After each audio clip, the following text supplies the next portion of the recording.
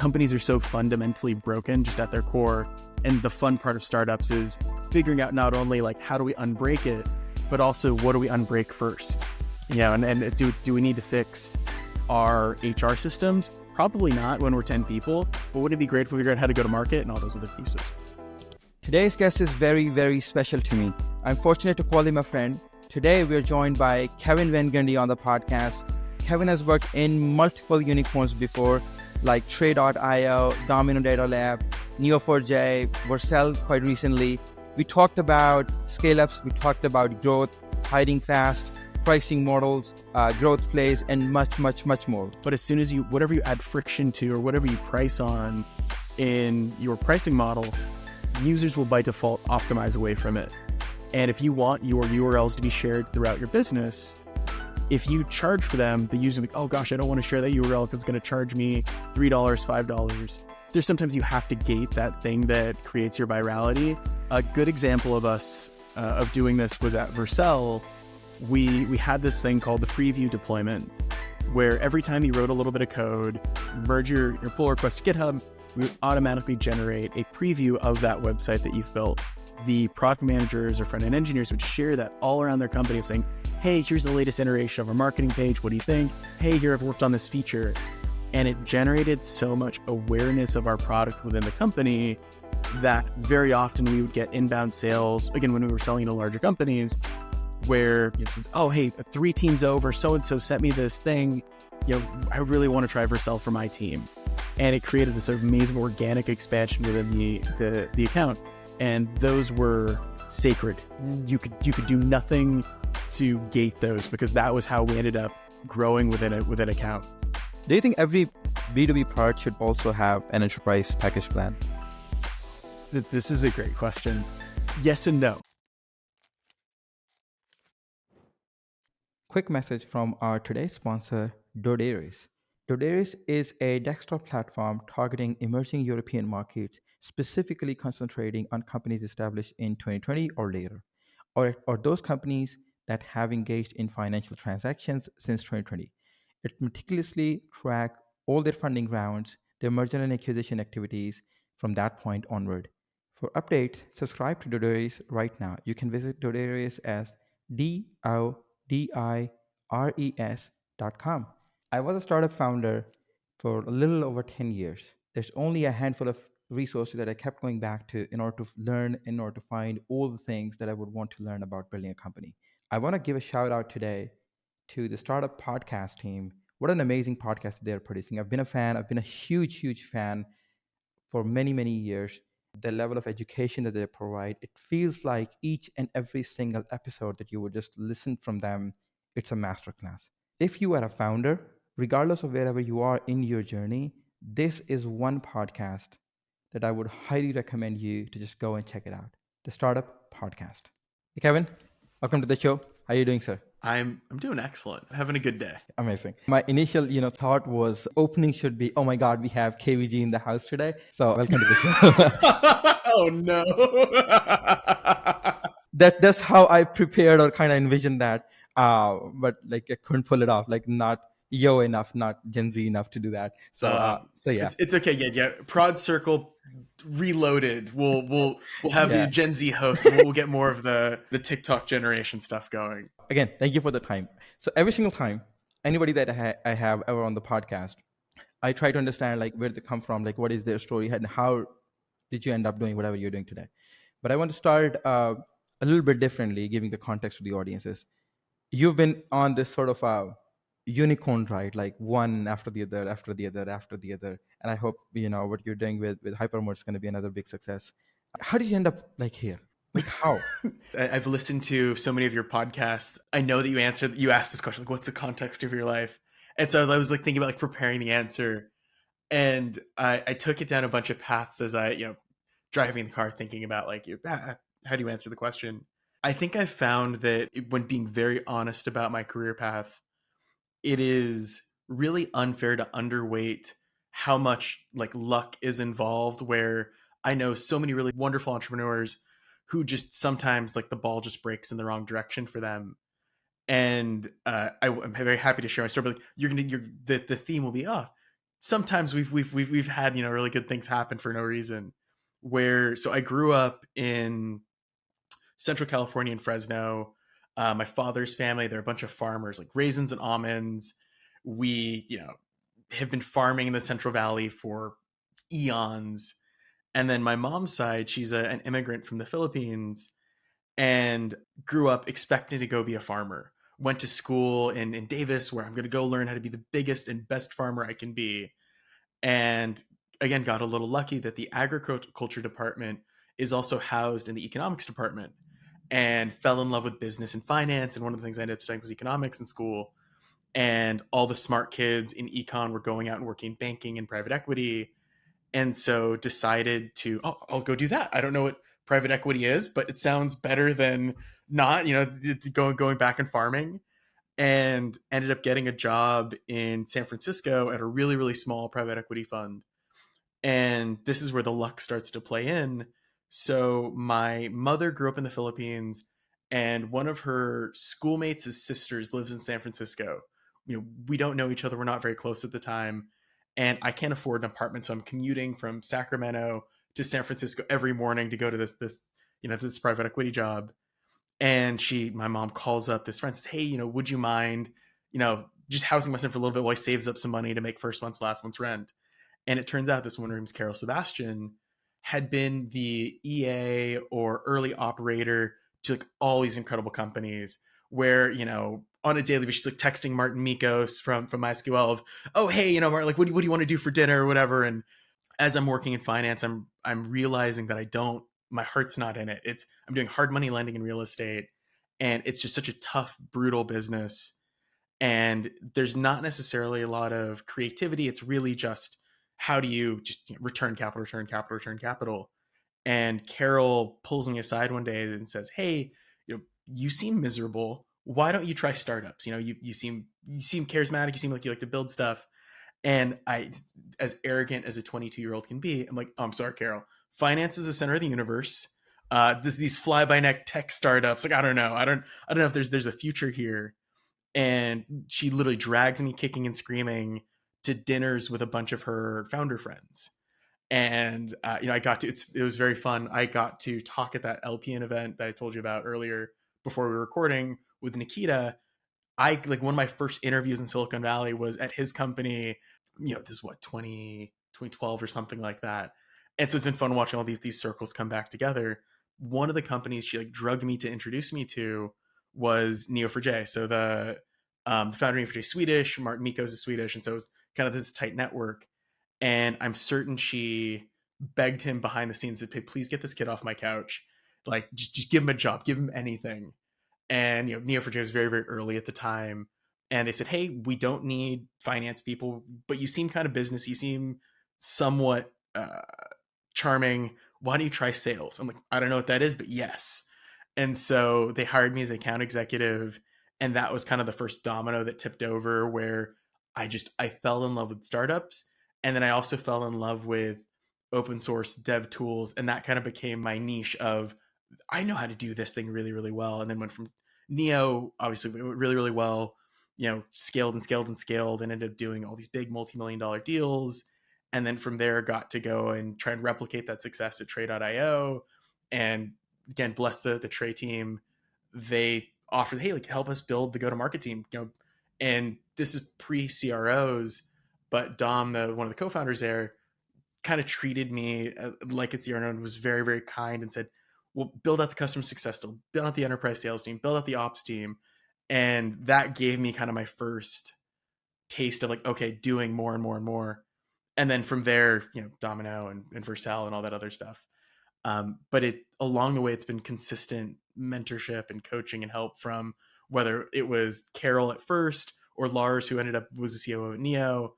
Um, those have kind of been like the formative like tipping points for me. I don't know. Happy to dig more into any of those chunks. Yeah, what a journey, like from where to where. Yeah. Okay, so that's very interesting. Okay, so I want you to dig into all four of these, because these are like gigantic companies, and you joined Neo4j very early. Trey was pretty early. Like you built their GTM, you built their enterprise sales team. When you joined Vercel, that was pretty small, like I think 20, 25 people. And then you know, when you left, there were like 450 people. So one or two takeaways from each one of those, if you can share, like what would those be? So let's dig deeper into those. The reason why I ask like each is because I can imagine like Neo4j it's the same sort of a business because the vertical kind of stays the same. But if you look holistically, every single company, every single startup, they have like different challenges, different market, different problems, right? So one or two key takeaways from each of these companies leading up to hypermode. So I'll try to go in order, and I think the other interesting overlay is, so very similar company, at least like in terms of like business model, verticals, but different phases of the market and market cycles, but also different phases of me. Where at Neo4j, I'm a very junior salesperson when I first start, and then each one got incrementally more responsibility. So I think the two takeaways I think that were most interesting for me at Neo4j was, one, I learned a lot about what good leadership looks like, and what good leadership looks like when well-meaning but maybe over-enthusiastic employees screw up. Uh, Early in my tenure at Neo, I was so eager to just do anything to help the business, and I was trying to generate more sales. I'm outbounding, and Crunchbase at the time had this thing called their business graph. I saw that. I was like, oh, that should Neo4j's a graph database. It should run on Neo4j. I send this really snarky email to the CTO or chief product officer and say, oh, this thing's okay, but if it ran on Neo4j, it'd be 100 times better, and blah blah blah. And within 30 seconds, I get a reply from I actually won't name his name, but it's easy to figure out. He's now a good friend. Reply CCing my boss, my boss's boss, and a board member saying, "Is this kid for real?" Question mark.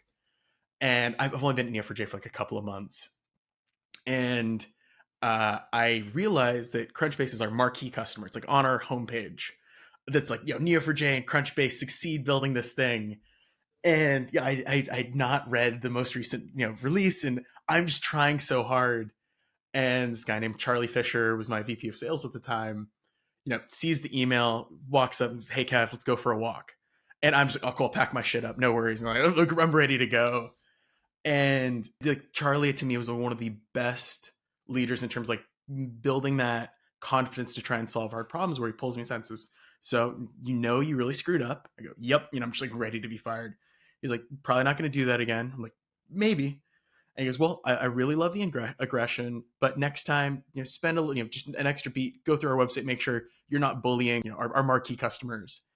And like that was the end of it. And I think looking back now, having been a VP of sales, and looking back at rep behaviors and the things that I want to encourage, so much of even engineering and product, so much of startups is about just trying really, really, really hard, and inevitably you're going to blow it and you're going to screw up. And diagnosing, is this a one-time issue? Is this going to be a repeating issue? Or is this kind of just a thing that we need to build controls, and the business maturity wasn't there, and so we just stubbed our toes. And the thing that I take away from Charlie was he so quickly diagnosed the issue, knew it wasn't a chronic problem, and wanted to make sure that I was not discouraged from outbounding, from trying to go out and do the hard part of generating pipeline for the business, and just did it in such a calm and cool way that to this day I tell that story to every SDR cohort I bring in, every sales team I bring in, of like, you are going to screw up, and my job as your boss is going to be to protect you and create an environment where you can take really big swings knowing that you're going to whiff, and that's okay. And so that's one of the big ones about like that, I think was so formative to my leadership style for the rest of my career. I know it's an interesting one. Is like I developed a lot of really strong opinions about how do you think about open source and distribution engines for your business, where Neo4j was pre-cloud, even like pre-subscription revenue. And one of the things that I think we didn't get right in the early days was we didn't get to cloud fast enough.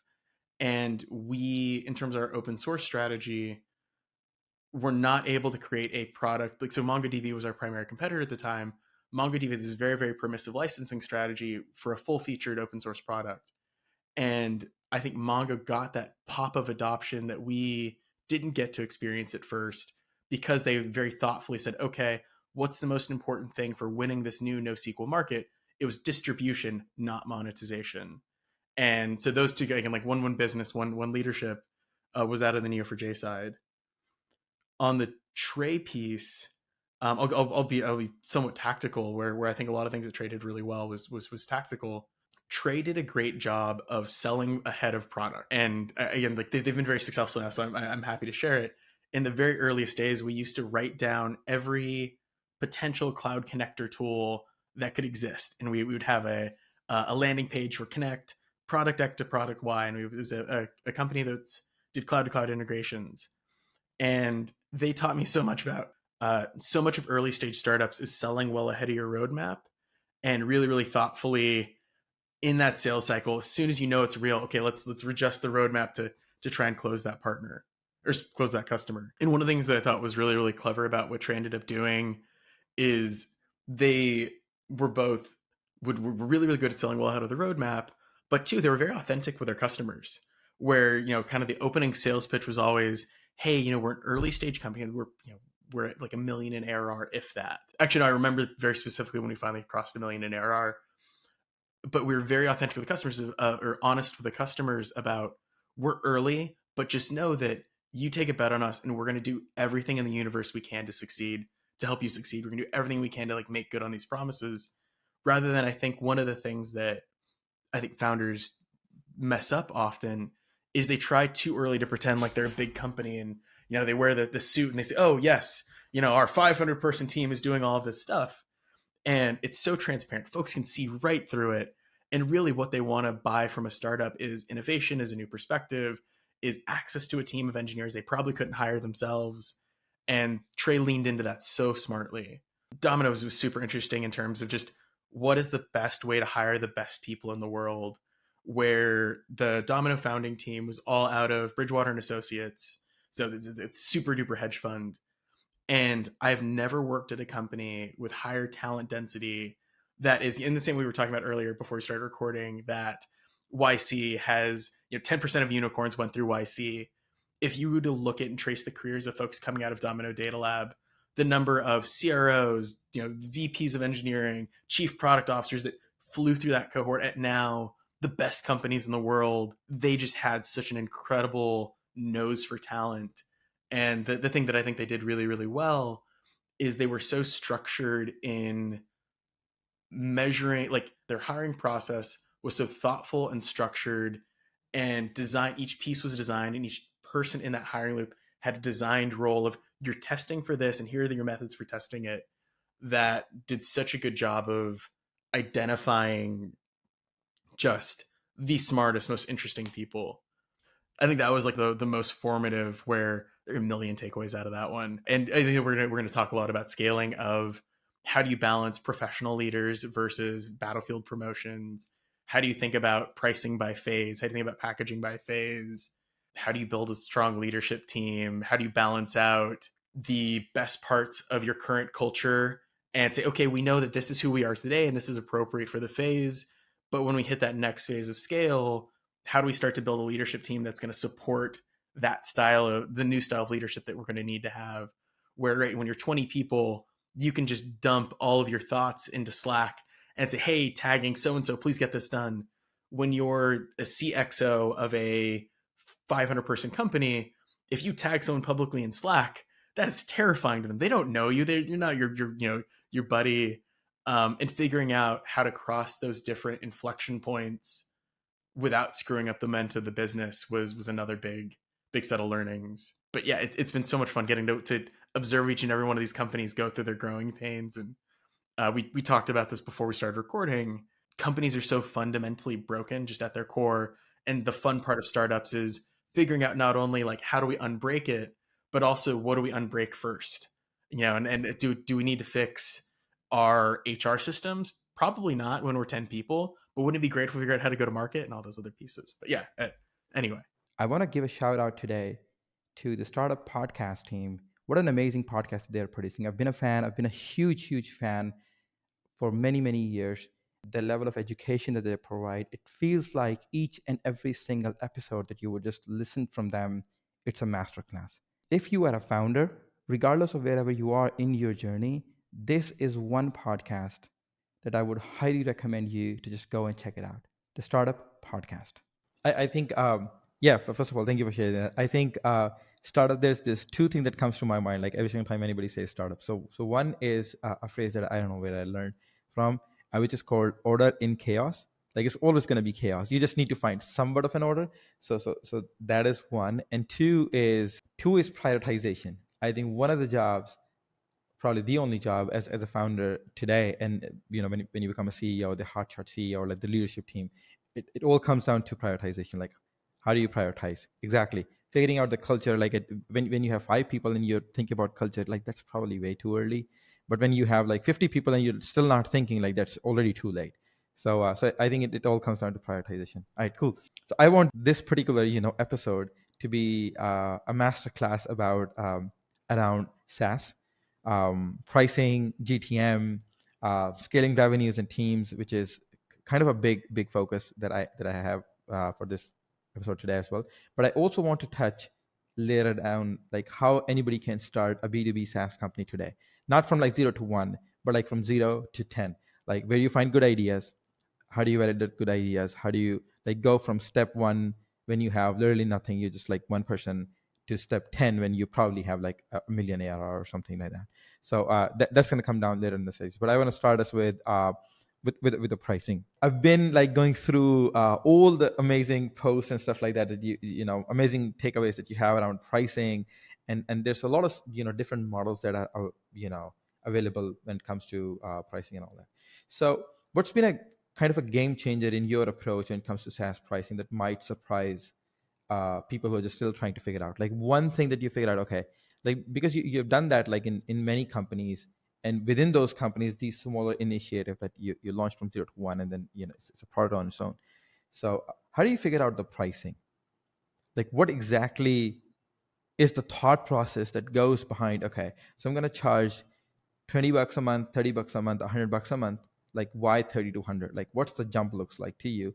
And in some cases, okay, have an enterprise, don't show the pricing at all, it's going to be a couple thousand a month.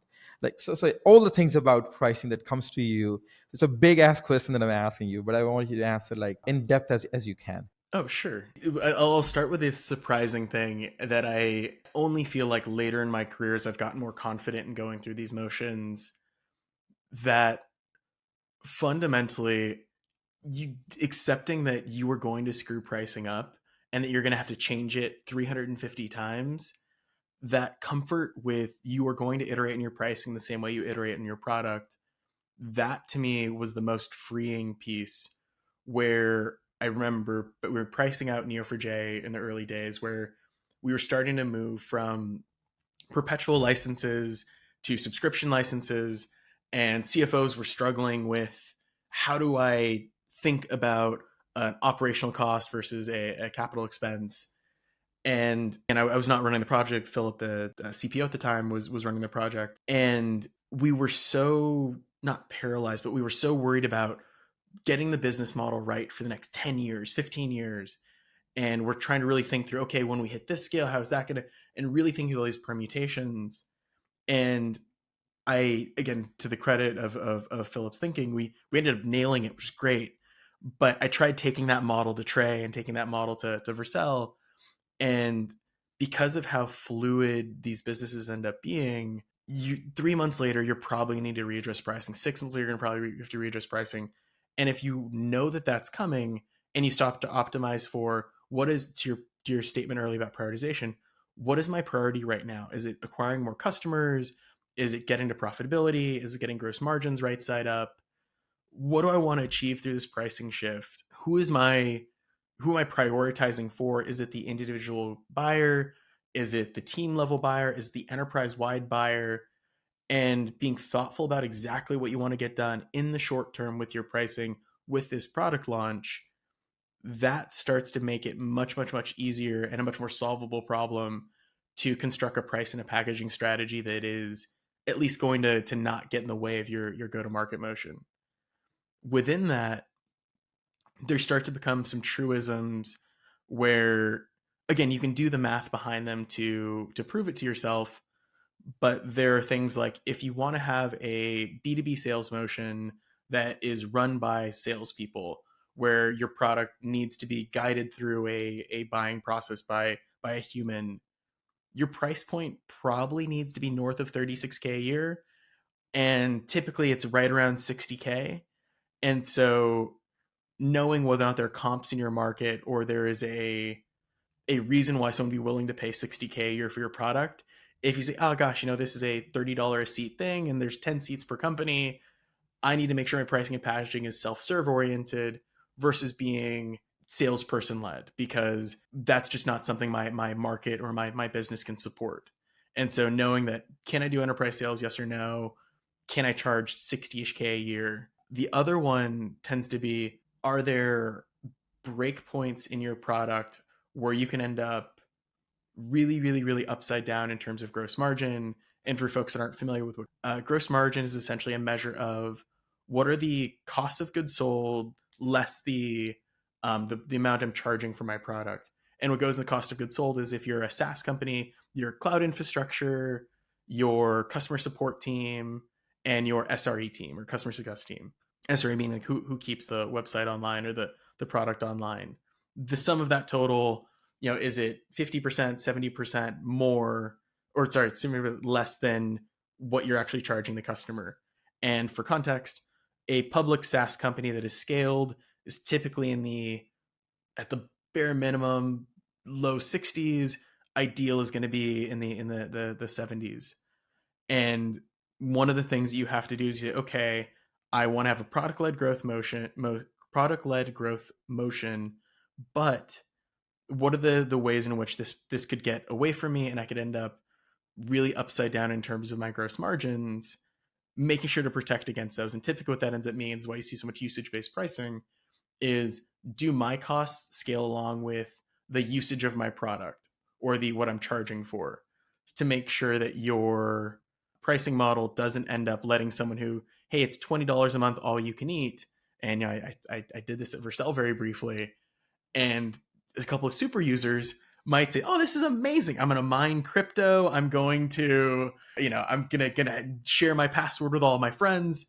And, I end up spending $600 a month in AWS bills to support this $20 a month customer, and just making sure you've built those controls into your pricing. And then again, we can keep pulling this where we can talk about packaging by tier. You can talk about how do you start to decide between whether or not you have a single product company or a multi-product company. And what I mean by that is not the Atlassian model if we have several different SKUs or like product lines, but in the literal, are you AWS, where the EC2 instance that I buy as a retail customer versus what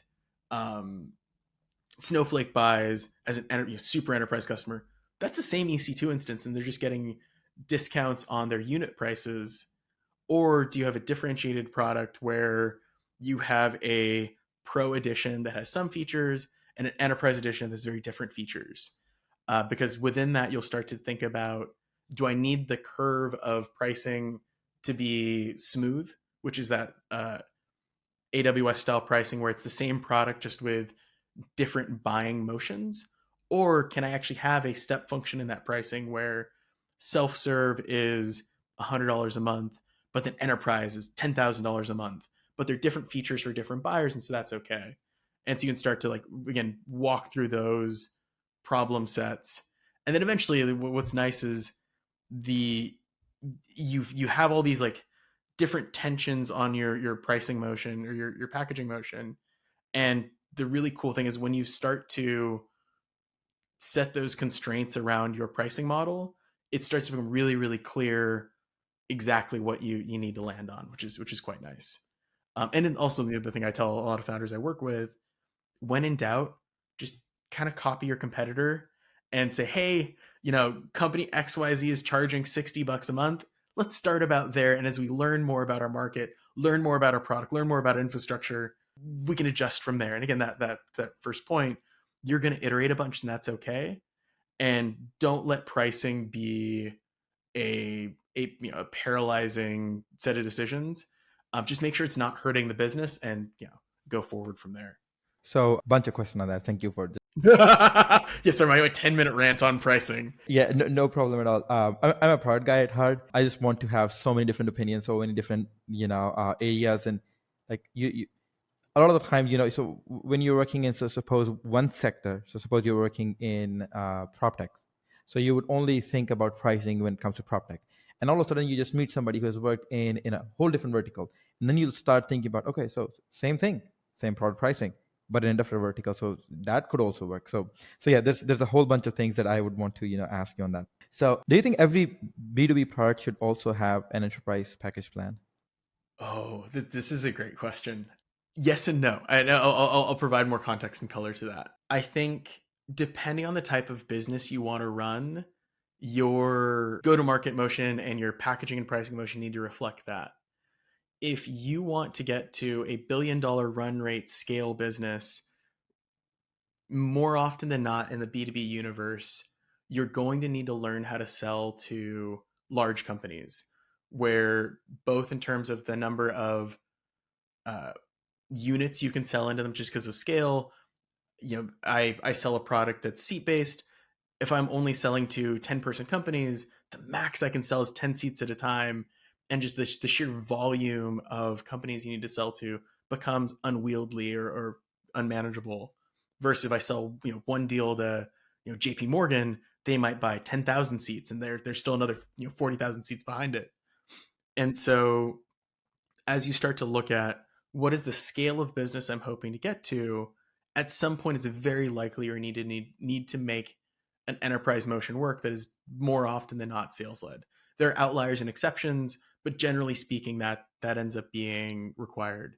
However, if you want to do primarily self-serve business and small, medium, and mid-market, you can often get away with it for a really long time where you are doing much more of a business to consumer style motion that doesn't necessarily require salespeople or an enterprise product. And what I mean by enterprise, in for clarity, is something that's like sold by a salesperson. You can call packages different things, Shopify Enterprise, Shopify Plus Plus, Shopify Gold Premium. Like these could all be different, names of a product. But generally speaking, I think as you hit scale and are trying to drive average contract values up, it tends to help to have a business person or a salesperson, and it tends to help to have a package that is designed around that type of buyer. That totally makes sense. Okay. So the next couple of questions, so it's a two-part question.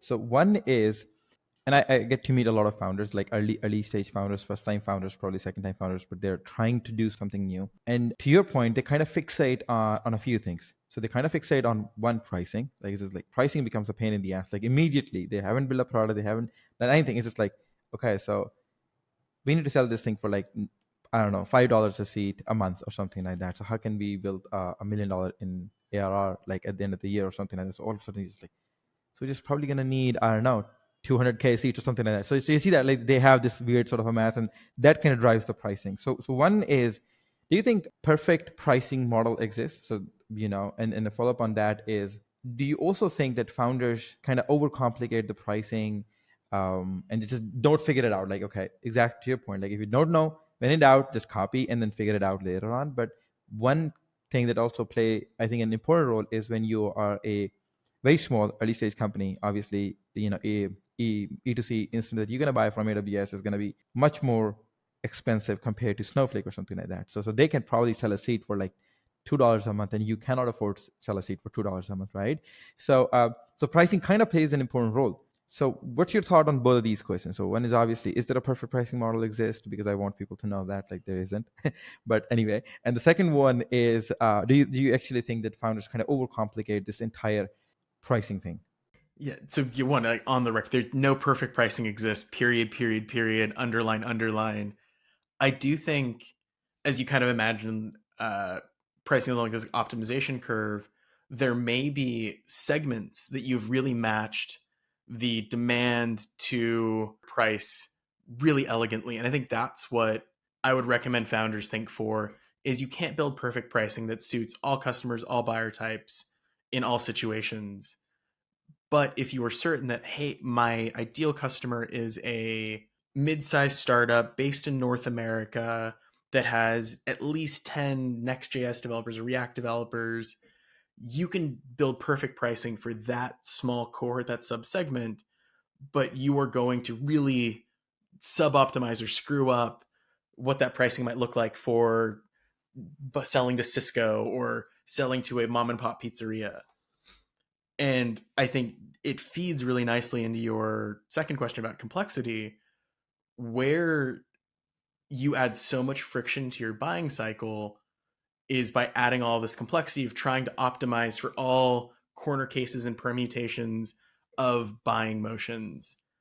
And more often than not, my urgent recommendation to founders is, in the earliest days and phases, being abundantly clear through your pricing of what you're selling and how they should think about valuing it is more important than leaving a couple of dollars on the table in either direction. Because as an early stage company, you've not necessarily earned the right to give the CFO a headache. And as an early stage company, they're looking for a reason to say no of, oh, these are unserious people. They're trying to charge me for, you know, developer happiness. I don't have a measure of developer happiness. I don't know how to forecast how happy my team is going to be.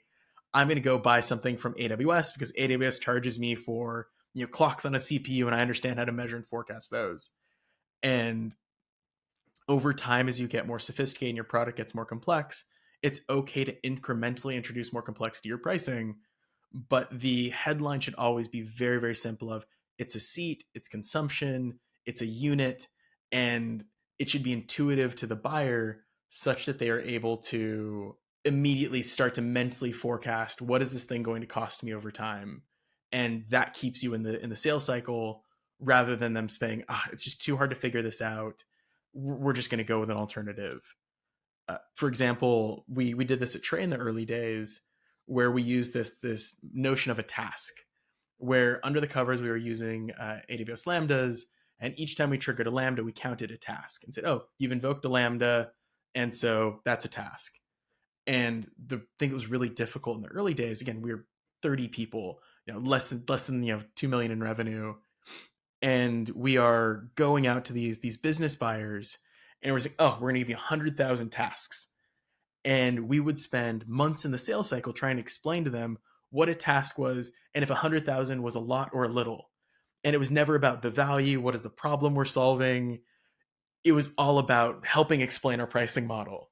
And eventually we fixed it, but it was this really, really, really informative moment of, oh gosh, it has to be intuitive. Like OpenAI is like, hey, credits. What the heck that credit means? Is like a letter, it's like a word. Oh, credit could be anything, could be an image. Okay, so an image could be 1 credit, and a line of text could be 10 credit. So yeah, it's exactly the same thing. Like you never understand. And then I think the good thing is like they kind of add this thing like, okay, so 80,000 credit kind of means like 100K words or something like that. So like, okay, so some perspective. Usually there's like literally nothing, right? Oh yeah, it makes it so tough. But again, I think OpenAI is a great example of, you mentioned earlier that founders are become so anxious about how do we pricing. And in reality, look, OpenAI has incredible product market fit. Their pricing is really tough to reason about.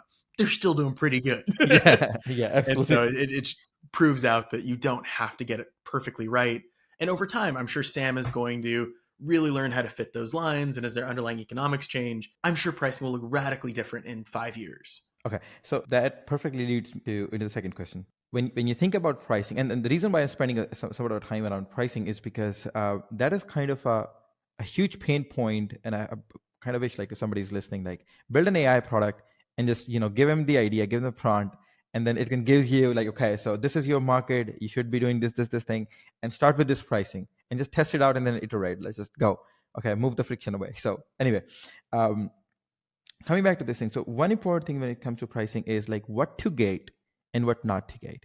So I'll plug here a post that is very close to me, which is you just wrote this thing about like Netflix charges you. So you need to figure out a thing that you're going to just gate, and then you also need to figure out a thing that you're not going to gate. So for example, Netflix charges you a per month subscription, doesn't give anything about, like doesn't charge you anything about how many movies or how many seasons you're going to watch. Like you can watch anything, right? But it's gated. compared to Amazon Prime. Like, that's kind of different. Like you need to have a membership, and then you also need to have on demand and this and that. How do you figure out what to get, what not to get? The entire usage/user sort of a debate. So what's your take on that? And the second question is, I want to have your opinion on sales-led and product-led growth, because being a product person, all the time, anybody in my even in my sleep would ask me. I would say, "Oh, go to product-led motion and have the PLG. Like I would be leaning towards that. But I also recently come across this thing like sales-led growth is, one, not as bad as people portray it, and two is you get a lot of money if you're kind of focused on sales-led growth either. So But they are very expensive. that's a different part, right? So two-part question. So one is what to get, what not to get, the user seat, and the second part is sales-led versus product-led growth. On the what to gate, what not to gate, the fundamental concern that I try to answer, at least when I'm working on this within my own companies, is how do I not get in the way of, there's a great phrase like my viral loop. And functionally what that ends up meaning is, what are the things that improve the organic expansion and organic adoption of my product within a company? And I mean, something, again, pricing is always complex. There's sometimes you have to gate that thing that creates your virality. A good example of us of doing this was at Vercel. We had this thing called the preview deployment, where every time you wrote a little bit of code, you'd merge your pull request to GitHub. We would automatically generate a preview of that website that you've built. And there were these great little URLs that say, mycompany.zeit.app, or eventually when we renamed to Vercel, mycompany.vercel.app. And the product managers or front-end engineers would share that all around their company of saying, hey, here's the latest iteration of our marketing page. What do you think? Hey, here, I've worked on this feature. And it generated so much awareness of our product within the company that very often we would get inbound sales, again, when we were selling to larger companies, where, oh, hey, 3 teams over, so-and-so sent me this thing. I really want to try Vercel for my team. And it created this amazing organic expansion within the account. And those were sacred. You could do nothing to gate those, because that was how we ended up growing within accounts. And I think sometimes well-meaning spreadsheet people will look at that and say, oh my gosh, if we charge for that unit, those go up so aggressively over time, we're going to make a lot more money. But as soon as whatever you add friction to, or whatever you price on in your pricing model, users will by default optimize away from it. And if you want your URLs to be shared throughout your business, if you charge for them, the user will be like, oh gosh, I don't want to share that URL because it's going to charge me $3, $5. I think Figma is another great example of this, of you could just pass that Figma URL and everybody could look at it, could edit it. And it was only when you needed specific needs or features, they then say, okay, let's charge for that seat. And so they were thoughtfully, again, preventing like the virality of their product within businesses. And so that's always a question that I end up asking folks of, what is the unit of adoption of your product, and can you leave that ungated? And for example, if it's starting new projects, if I my primary adoption unit is websites in production, maybe I don't want to gate the number of domains that you could have on a given account, or whatever it may be. And that always comes down to this trade-off of, can I ungate that without ruining my business? And by ruining, I mean, to the earlier point about my costs run away from me and I'm unable to actually stay in the game long enough to enjoy the value of this viral loop. On the product-led growth versus sales-led growth side, my mobile device management was like, I'm going to restart your computer right now. I was like, please don't.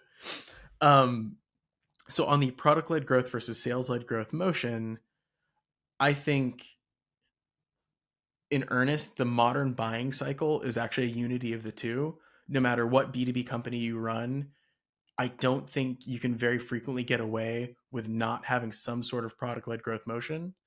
And to be very specific about what product-led growth is to me, it really means either self-serve or free trial, where users can make a decision about buying your product without human interaction. The difficulty of product-led growth is it assumes that your product is mature enough and sophisticated enough that a user with no prompting, no communication, no docs can go through, understand what you do, and then reap value out of your product. And very often the early days, I am pushing back against founders like, oh, we're going to go PLG. It's all going to be self-serve. We're going to scale to the moon tomorrow. And then you'll ask, hey, like if let's go grab 5 of your target customers. Let's just watch them try and use your product. Don't say a word. You can't help them. Can they get through it and be really successful? And in the early days, again, you've done this as well. Your product stinks. Like I version know. 0.1 is terrible. Yeah. There's loose wires everywhere. There's sharp edges, and sales-led growth, or often founder sales in the earliest days, is a really great way for you to paper over the things that aren't mature yet in your product, where maybe your docs aren't very good, your errors aren't very good, your ecosystem's not very strong yet. Having a human there who's just helping, like, oh, if you don't click there, if you hold this button down, like all those things, you can work through that. And so I kind of the way I imagine the modern B2B SaaS company evolving is it starts founder-led sales, even if in the long term you want to be self-serve, product-led growth, then you can start to scale into, let's open up the self-serve product and observe what is our drop-off rate, what are our atrophies, can folks actually be successful? And then once you've hit kind of that initial mini brand, then you start to push up market and say, okay, now, because for example, a Walmart truly can't buy self-serve. They have all sorts of crazy procurement requirements, indemnity requirements that if it's a self-serve only PLG product, it's probably not for me. I'm going to go to Microsoft and buy, I'll buy Teams. I won't buy Slack because it has, or whatever it may be. Yeah, that's great. Thank you for just, going in depth. Okay. So moving toward marketing and sales and scaling, probably because, it kind of ties into each other. So the first question that I want to ask you is, which is one of the things that I was asking you prior to the call as well. What the heck is a scale? And the reason why I ask you this question is because this entire, startup ecosystem is kind of built on subjectivity. Like most of the things that you would say is like success, subjectivity, scale, subjective, product market fit, subjective. You just can't measure these things, right? It's a good part. It's a good part. It's a part of the game. What exactly is the scale? Like going from 100K to a million, that is a decent enough scale. That's like 10x the revenue. And then going from a million to 10, that's 10x. Or probably going from a million to 100 million, like that's 100x. So a lot of the times we see people say, we just 10x the revenue, we just 50x the revenue.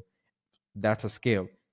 What the heck is the scale actually is? Like when you say the company is in series B, C, and like that kind of a time frame, what does that look like? Like what scale means to you, or like in general, like what is scale? So there's this great YouTube series called Blitz Scaling that was put on by Stanford GSB. And the analogy they use of scale is they talk about from, I'm going to screw this up, but go with me. I think it's a family, a household, a village, a town, a city, a metropolis, a nation. And the way they describe it is very much these like horizons of complexity are the different phases of scale, and what makes I think scale such a difficult and poorly defined thing is it's not, for example, going from 0 to 10 million, not all the different parts of your business have hit that next phase of complexity where you may get to 10 million in revenue with 50 people, 20, let's call it 20 people for simplicity. You've not hit that next phase of complexity where you need to manage internal comms, where at 20 people, everybody can more or less be involved in everything and know everything. And the relationships you have allow a specific style of communication where you can be very, very direct because we are all tightly knit into this small 20-person pod. But the 10 million in revenue has hit a phase of complexity for your sales motion where you've kind of sold through your initial, friends and family, adjacent, customers. It's now large enough that for you to hit 30 million the next year and continue like the triple, triple, double, double, I'm going to need twice as many salespeople. And then that means I probably need sales managers. And so that complexity of that organization is now hit that next event horizon. And then what I'll also say scale for me is at the flat points of these growth curves, where when you're doing, for example, product led growth on your first product in your first iteration of it, you will sell through a bunch of this great product market fit. And at some point you start to sell through all that addressable market and that growth starts to flatten out. And then that's your next phase of scale where you have to start to think about, how do I either penetrate deeper into my current market and add more features so that I can charge more from this current cohort, or do I need to go to a new market, and is that new geography, or is that a whole new product line? And then you're hitting like those phases of scale. Sales tends to scale in terms of size of the customer you're selling to, and then the size of the team. And then I'll argue operations tends to scale as a function of the number of humans that you are that are working at that company. And so it's tough because they don't all happen at once, which may be great, right? Because you don't have to like fight a whole new level of complexity in all three fronts at once. Yeah, totally agreed. Okay. So coming back to one of my earlier point, and I think this is going to go very smoothly to marketing and sales. This tweet by somebody, I think back in 2017, that first time founders optimize for product, second time founders optimize for distribution, or kind of obsessed for distribution. So a few, sort of an open statement / questions on top of that. I think, when anybody starts a business today, they should be figuring out the distribution, and they should be getting onto that demand side of the business as early as possible, and rather than building a product and then looking to sell it to somebody. Question number one is, obviously, what's your thought on that? And question number one is, how to build a good GTM early on, because GTM is just like, okay, so we're just gonna go to market, and how are you gonna go to market? So we're gonna have partnerships. Like, what kind of partnerships? I don't know. So you see, like, a lot of people kind of just phase out of that. So one is like, how do you build a GTM? And two is, when we say like, okay, so you need a co-founder. So you need a co-founder. Like, you're not a technical person, but you're building a technical product. So you probably need a CTO who's a very technical person, and you can have them as co-founder.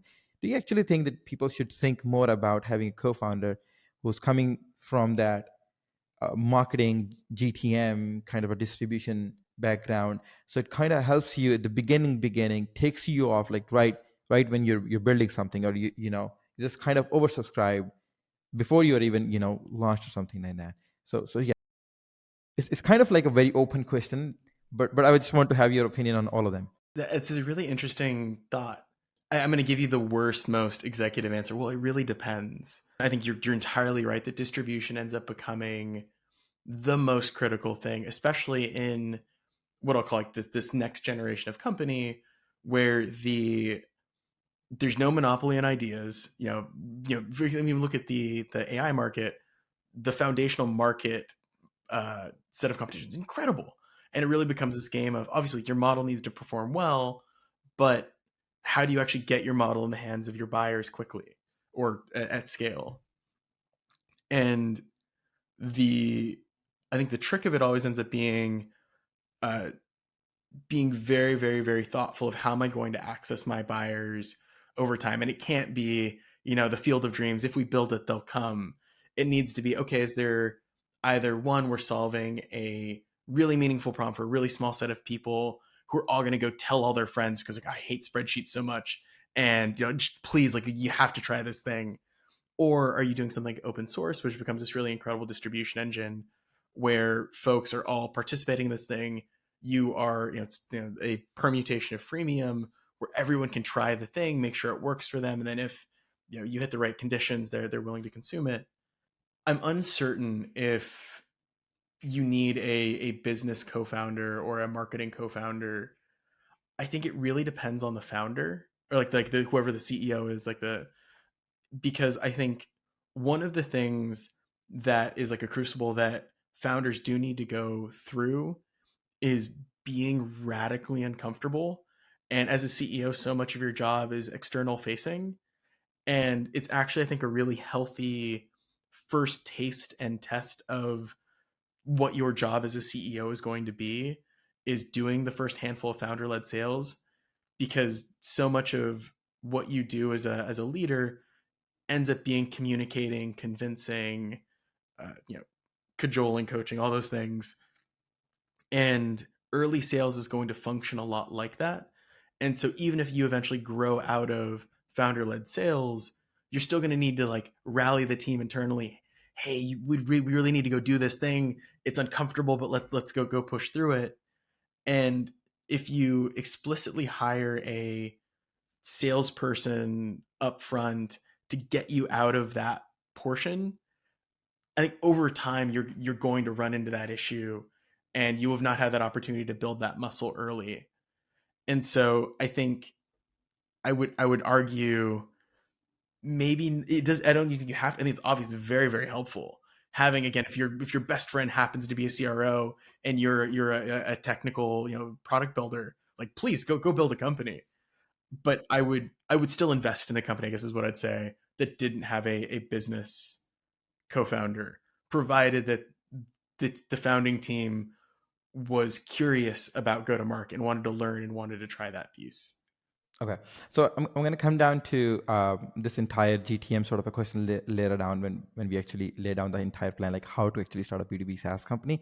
But so I just want to focus a little bit on the leadership side, because one of the challenges that I've seen, and this thing keeps coming back to my mind, like startup is the game of people. Like if you're good with people, you're going to be good at startup. Like that's it. Like it's just that easy. Obviously, all things considered, there's a lot of things that you need to consider. But anyhow, before we get to this one thing, there's this sort of a visceral itch that I need to scratch, and that is I was talking to you about that report. Like out of 800 unicorns, and I was just giving you stats. You'd be surprised to know. So 60 more than 60% of them are B2C. Okay, like literal B2C, like WhatsApp and all of these social media, some of that, like whatever. But I see, like I host and I meet so many VCs on the podcast, and otherwise they're all very much focused on B2B SaaS. Okay, so why you think B2C is more challenging? And I can see the smile, so I would love to have your take on that. So why do you think B2C is more challenging, beyond just saying, yeah, you just need to have more people, and then the churn rate is going to be higher, and this is going to be higher, and that's going to be higher? So like, why is actually challenging but also have higher returns?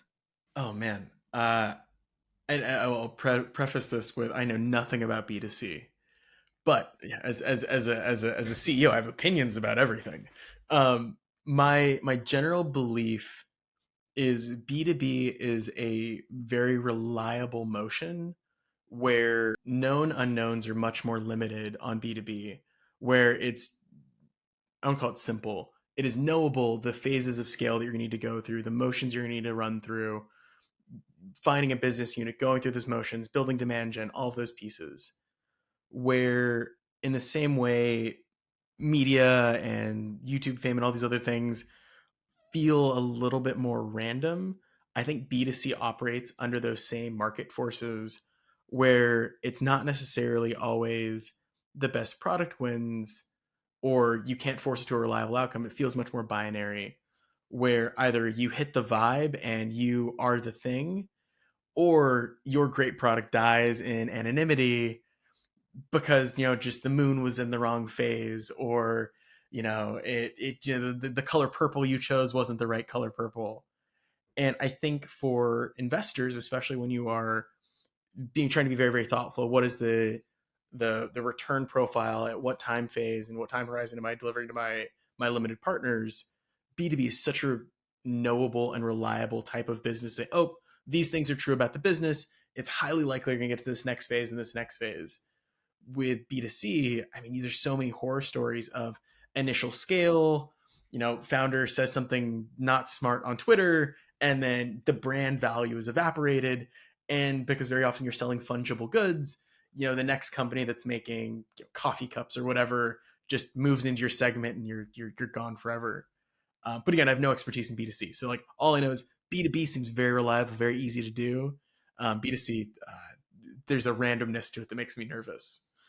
It's a very fickle sort of a segment. When you get into that, it's like, once one wrong tweet and you're done. It's just like that. You're just like one tweet away. Okay, so coming back to so some of the leadership thing, and thank you for just starting the episode with, like, the most important that happened to you was with that leadership, with your VP of sales, and that small walk and that one thing. A couple of questions actually on that. When you're like a team of 20 people, so I still consider that's like somewhat of a small team. Like you have a couple, I don't know, a couple million in ARR or like whatever, but you're a very small team and you have like around 20, 30 people. When you just go above that, when you cross 50, I think that is when you kind of become a mid-sized company. And when you hit 200 plus people, 300 plus people, that is when you're actually a big company, right? So culture becomes more and more and more important as you go up, right? Like when you have like 400 people, 500 people, like 600 people, culture become more important. The question is, to your point, like you just cannot drop a text message, hey, just get this thing done, with like 500 people on the Slack. So the question that I want to ask you is, how do you make sure that the employee number 601, he also has the same kind of a value, he also embodies the same kind of a structure and all that, and it fits the same culture of the company? Like, how do you make sure the culture stays intact? Or do you actually think that your culture actually changes with, when you scale the company? Like when you're 20 people company, you kind of have a different culture, and then once you're like 50 people company, you kind of have a different culture, and then when you have 500 people, it's a different culture. So two-part question. So one is, does culture change with the period of time? And the second question is, how do you think you just maintain the culture? Like you just don't want the next 300 employees to be a mess up or a screw up or something like that. Like, how do you do that? I have a lot of scars of getting this wrong. In terms of the core culture question, I think culture tends to be a merging of two things. One is, I think in a lot of ways, culture is fundamentally an enunciation or a function of your CEO's personality and who they are. And I think at very, very, very large scale, if you're 100,000 person company, maybe less so, but I would say at least in every scale of company I've worked at, from 1,000 employees and down, the company is still small enough that the communication styles, behaviors of your CEO and by function the leadership team end up strongly dictating, are you a really harsh culture? Are you a really soft and family culture? Or like, how do you measure expectation? Those sorts of things. So I think that's one where I think the flavor is going to be heavily predicated on your CEO, your founder, no matter how much that company scales. You'll get different iterations of it, but that core element will remain the same. And then I think the second part, and this is where it becomes much more manageable, there's a great quote by Patty McCord, which is, culture is not the stuff you write on the wall. Culture is who you hire, you fire, and you promote. And I think this is one of the things that I've definitely am still learning and hoping to improve on. But in the earlier parts of my career, I would treat each one of these culture decisions as atomic. Of, oh, we've got this engineer who's a real jerk to people. It's okay, like the blast radius is small and that's okay. But especially as you're scaling quickly, those issues replicate really, really, really, really, really fast.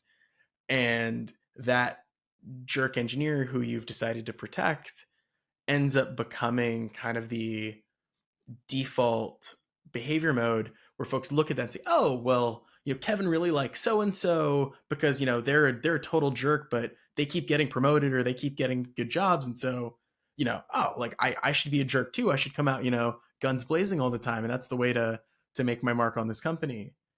And I think that more than reading Radical Candor or any of this other stuff, but the team will be very, very aware of who you fire, who you reward, who you promote. And that ends up being, I think, the thing that ends up shaping culture most dramatically beyond, I think, that the shade of purple you get is going to be founder personality. But then, how that thing gets tattooed across the business comes down to that hire, fire, promote. Okay, so thank you for just touching that in this thing. So I really want to get this one thing out, and which is, if anybody wants to start a B2B SaaS business in 2024, just give us a blueprint. Like, okay, so high level, this, like this is Step how. one, AI. No. Okay. Sorry, please Yeah. Okay. continue. Yeah. Like I really wanted to know, like, idea. What are the next step? Okay. Pricing. Okay. What are the next step? JTM. Next step. So I just want to have this sort of a framework that we can give to people, or just, so we can share that afterward, everybody. I have somewhat of a contrarian take on company formation, where I don't think the idea is as important as people tend to think it is. Where almost never, occasionally it happens, but almost never, if you talk to a founder and they're really honest with you, will say, "Oh, I had this idea. We're gonna have this amazing social network where people were gonna connect." And no, like, it's either a little bit of randomness of, we started this thing and it took off, or we built this larger product and this is the subsect that ended up working out. But more often than not, what remains true is, from inception through scale and success and all those things, it is, they've chosen a person, a company type, a buyer that they want to serve and solve problems for. And I think that, to me, is the thing to be really, really, really thoughtful about if this is a company you want to take all the way through scale and be the leader of for the next decade. If you're just trying to do like small PE flips, like, don't worry about this, just go find a monetizable problem. But if you really want to build something, being very, very thoughtful and very, very aware of who that person is that you're serving, and wanting to be like, oh man, if I could just solve problems for example, like I've spent my whole career serving developers. There's something just still to this day lights me up about, by like, I write these incantations in this little black box, and cool things happen, great experiences are built.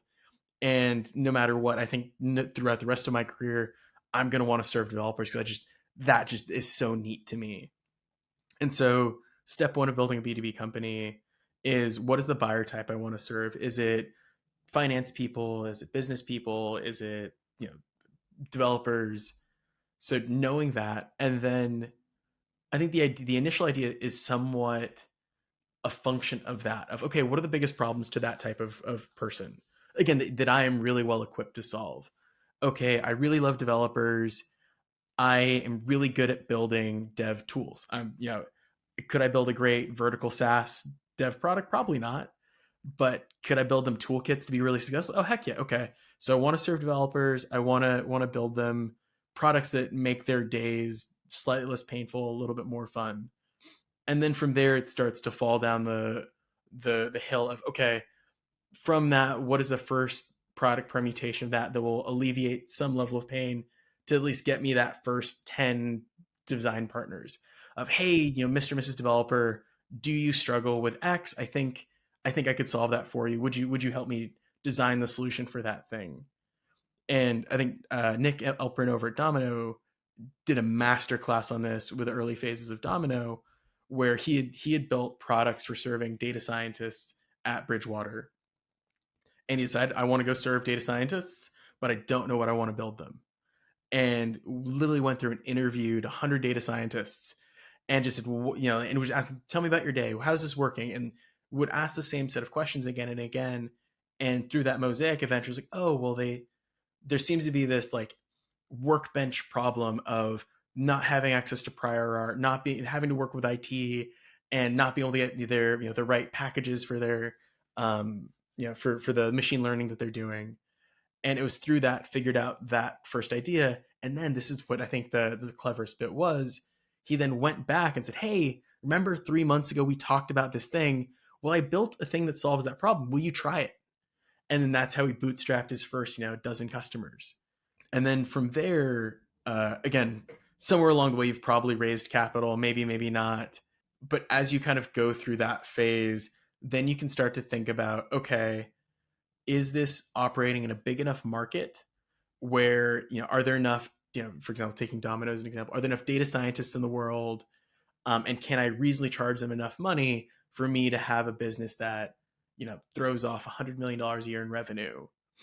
And if that's true, then you can go out and raise venture capital and say, okay, hey, I have a proof of concept, that's mostly spaghetti code and sadness and some notes, but I've got an idea that there's a real texture to it.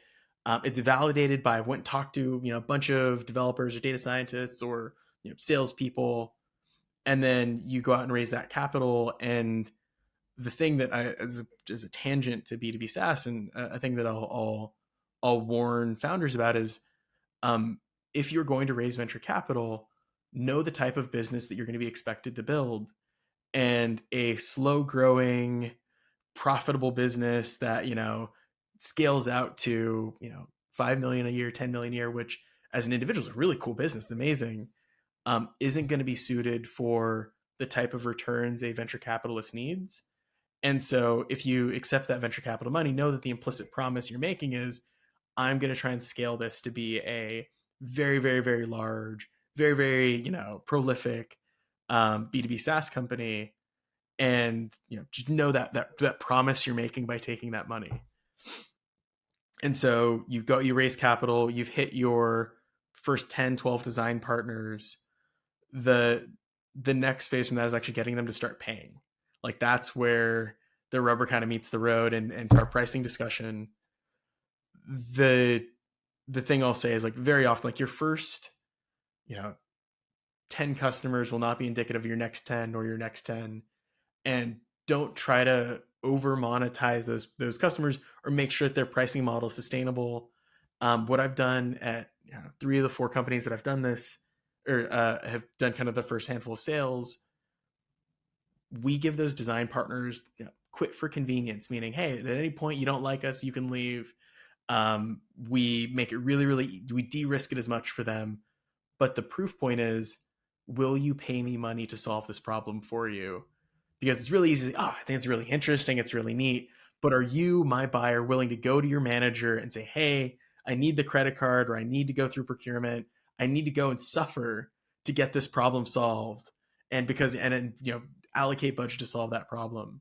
And so the amount of money is not that important, but is how important is this problem that I'm solving to the buyer, that they're willing to go through, and typically pain scales with revenue in terms of procurement process, or cost with the procurement costs.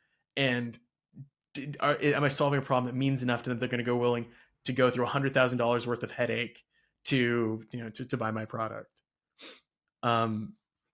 And again, I'll kind of blitz through the next phase, like hand wave, rest of the owl.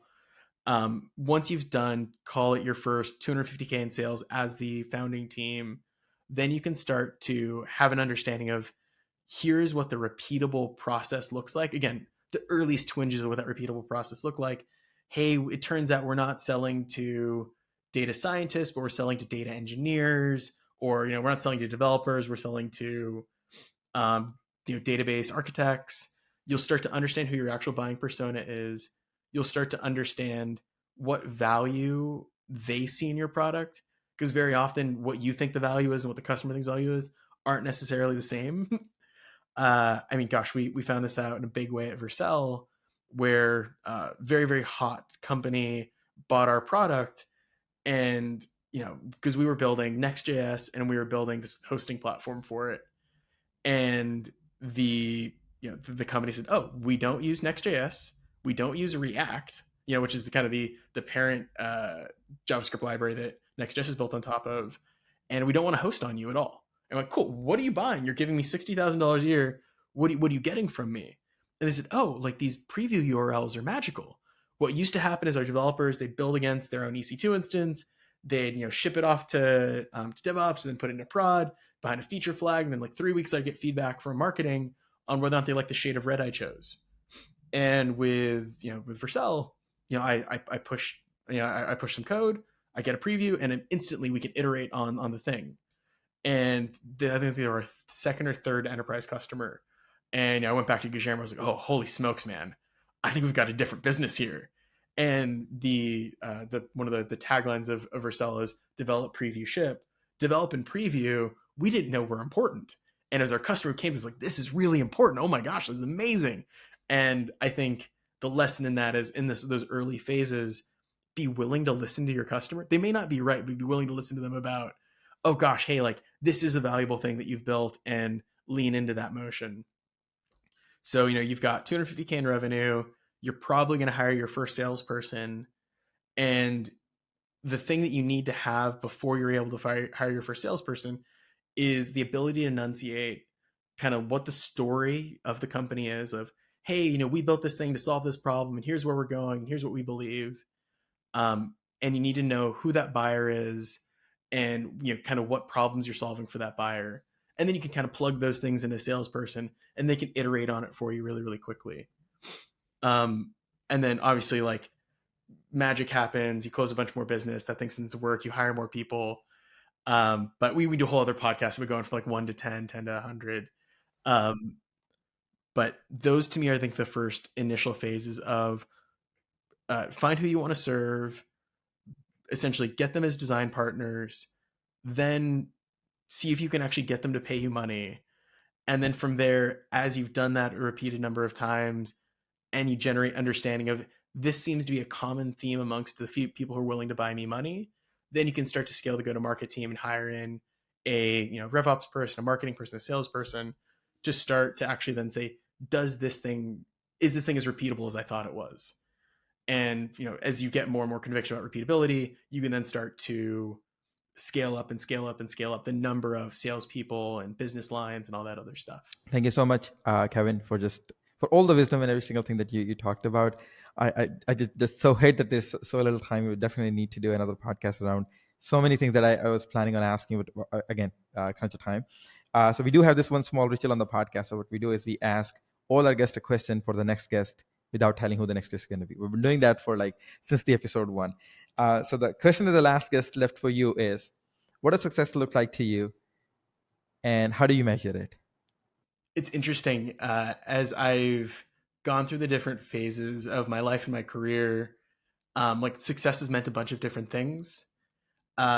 First line of success for me was, going to the grocery store and not looking at prices, which is kind of, I remember it's a luxury. You go through, it's like, oh, we're going to put this stuff in the cart. And then, success then was, I want to be a VP. I want to be a C-level. I want to be this or that. And, it's funny, the thing that I've at least recognized as I get later and later in my career, no matter where you go, you're still you, and you're still going to be as fundamentally happy or unhappy as you are, no matter how big the house is, no matter, how fancy of a title you have. And, at least in this chapter of my life, success has really come down to, I think, a lot of the things we talked about earlier, but it's been in building these human connections and human relationships, and having this opportunity, especially in the business world, to serve others, and especially serve my peers. And that to me, nothing lights me up more than, having, a friend who's, hey, I'm starting this new thing. And the fact that I, over my career have earned enough, either knowledge or connections or whatever. And, oh, here, let me share that with, let me help you with that. That to me makes me feel more successful than, anything else that I've accrued in this life. So yeah, I think that's how I measure it, is there's a tuning fork that goes off, can I help someone, especially kind of in the ecosystem that I have a lot of leverage in to do really cool stuff. Amazing. Oh my God. Okay. Thank you so much for that. Okay, Kevin, thank you so much for the time. Gosh, I love talking to you. I just only wish that, of all the things that we talked off the record, we could have talked, we spent the same time talking about on the record. So again, Thank you so much, sir. Thank you so much for the time.